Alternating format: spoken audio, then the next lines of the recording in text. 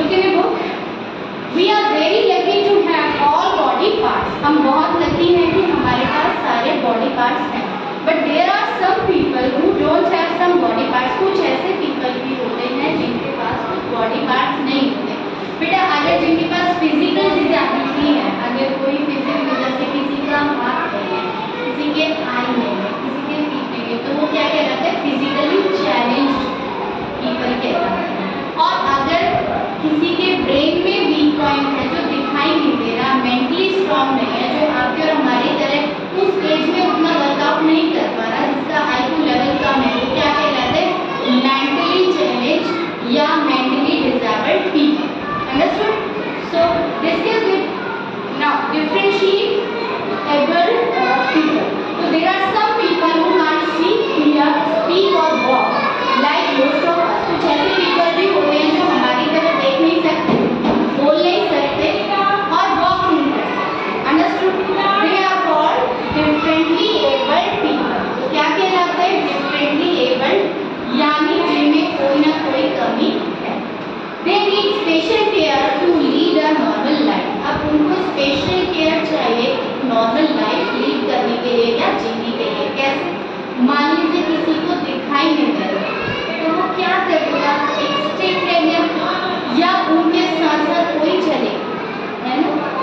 या किसी का एक हाथ में है, दोनों हाथ में, तो उनको खाने के लिए, बाथिंग के लिए, टॉक करने के लिए किसी की हेल्प होगी ना? खाना खाने के लिए, बाथिंग करने के लिए, क्लोथ वेयर करने के लिए किसी की नीड होगी ना? किसी के फीट नहीं तो कहीं चल नहीं सकता, उनको किसी व्हीलचेयर की नीड होगी, है ना? या कोई एवरी टाइम हेल्प करे. तो अगर कोई डिसेबिलिटी है तो उनको एक्स्ट्रा केयर की नीड होती है. तो पीपल हु कैन सी और कॉल्ड ब्लाइंड, जो देख नहीं सकते उनको क्या कहते हैं? ब्लाइंड.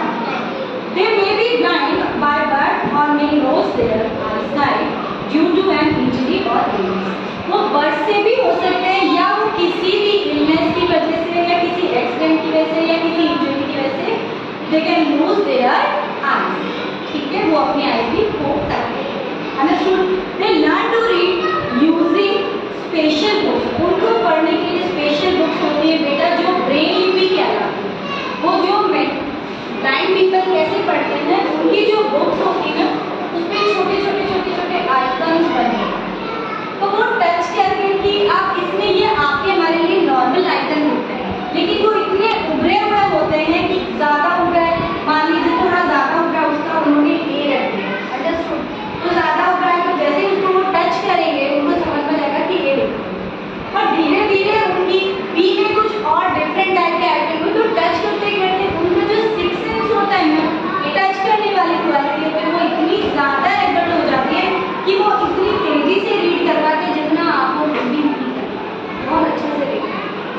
तो ईश्वर अगर एक चीज़ मन करता है तो दूसरी को, इसलिए तो उनके फिंगर्स की इतनी ज़्यादा पावर आ जाती है कि वो टच कर करके सारी रीडिंग करते हैं. अंडरस्टूड?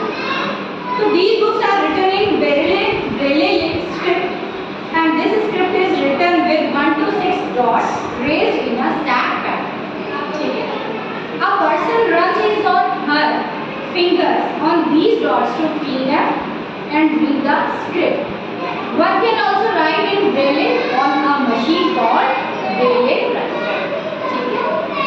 Stop. समझ में